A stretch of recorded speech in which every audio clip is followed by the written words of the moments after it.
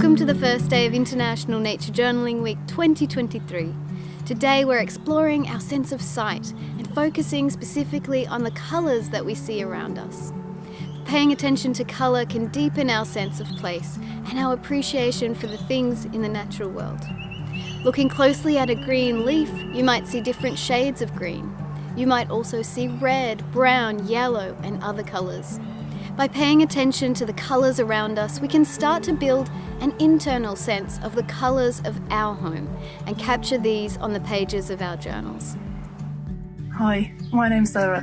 I'm really enjoying watching my garden change colour this year. So these are some sketches that I did earlier in the year when it was all yellow.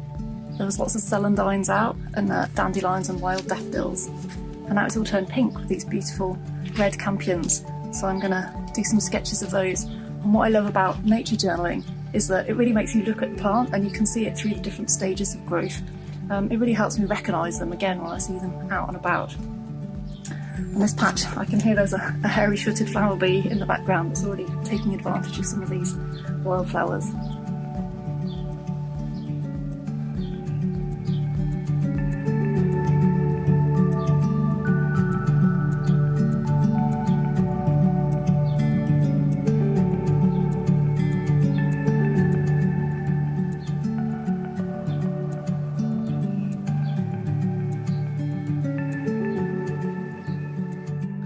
I'm Roseanne Hansen.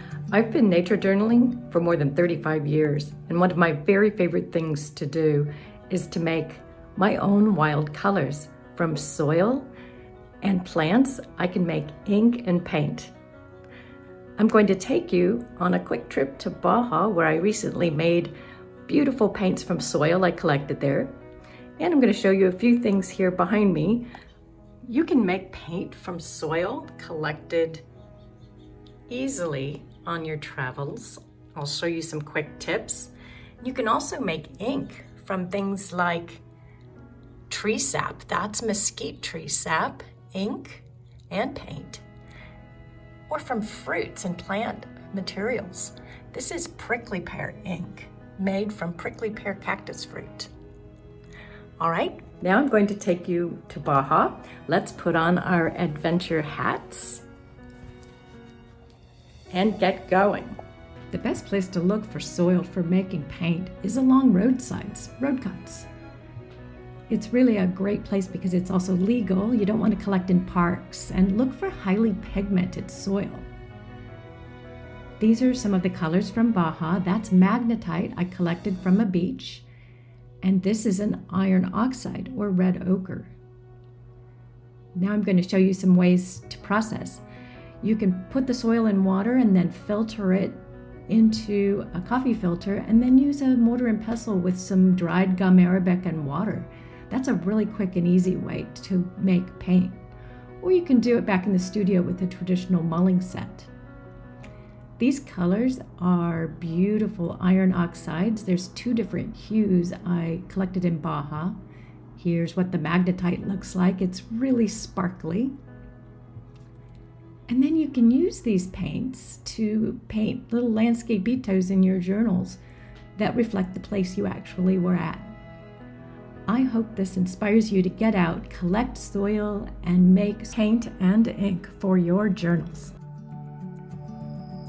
Hi, this is Esteban. I'm from Costa Rica. I'm very happy of being part of this International Nature Journaling Week. You know, colors in nature have always been very appealing to me, but I have not always put color to my journal. I started nature journaling basically using graffito and black ink pen, but one day in a forest walk, I was very amazed by all the bright colors, and I wanted to represent that. So then I discovered watercolor pencils and rechargeable brushes. This was great because I dared to add color to my observations, and I jumped from only drawing details into noticing color variations from different angles and light changes, even in the same leaf, rock or flower I was drawing.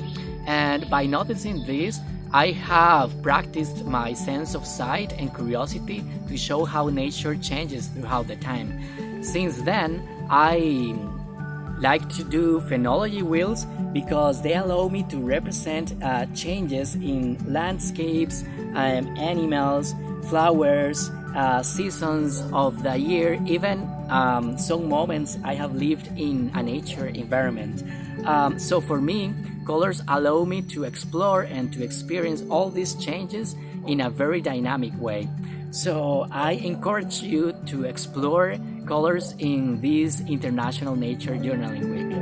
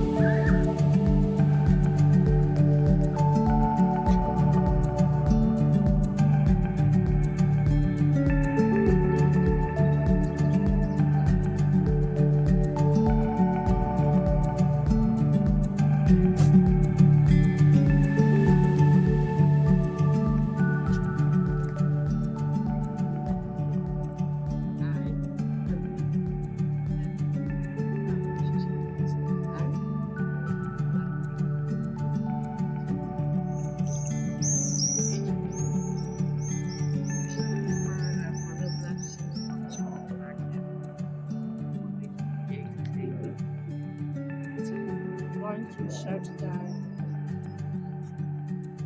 Groeten die wat in de tuin zit. De salamandertjes uit de vijver. Nog tuinfruit, aalbesjes, aardbeien. En soms zit er een egeltje bij ons in de tuin. Wat zaadjes en besjes. En een vlindertje. Komen regelmatig aanfladderen. Verder wat grasjes die bij ons op de dijk groeien.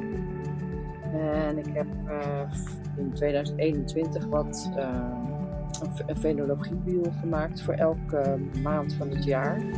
En daarin laat ik dan zien de datum, de temperatuur van een bepaalde dag, de zonsopkomst en zonsondergangstijdstippen, het weer en de maanstanden.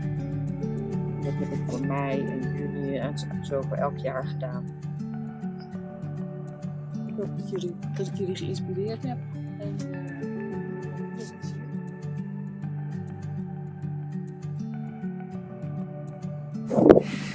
Hello and greetings from Namibia. My name is Annabelle Fenter and I'm recording this little video for International Nature Journaling Week 2023. My focus today is going to be on the color theme, and I've decided to make this little video in Etosha, which is Etosha National Park in northern Namibia. This is the pan behind me. Here I'm standing on the edge of the pan at one of the very few places where one is allowed to get out of the car. And this pan is a huge, vast area of flat, salty pan. It's about 4,800 square kilometers in size. That's about 1,900 square miles, and makes up just a quarter of the Etosha National Park. It's a windy day here. Winter's just begun, but as you can see, winters are clear skies and summer clothes in the daytime. Nighttime gets very cold. So what I want to focus on today is the blue sky and the yellow grass and the pan, and then the green of the mapani trees behind me there. We need a very small palette of colors in Etosha at this time of the year, particularly because it's quite dry, so it's a lot of variety in the greys, neutrals, beiges, this yellow ochre sort of color, and blue sky. Sometimes we have really, really intense blue skies, but this morning there's a lot of dust in the air being blown around, and it's a watery blue sky. So I'm just going to show you a little more of the pan here and that's my focus today, colors of Etosha and Namibia.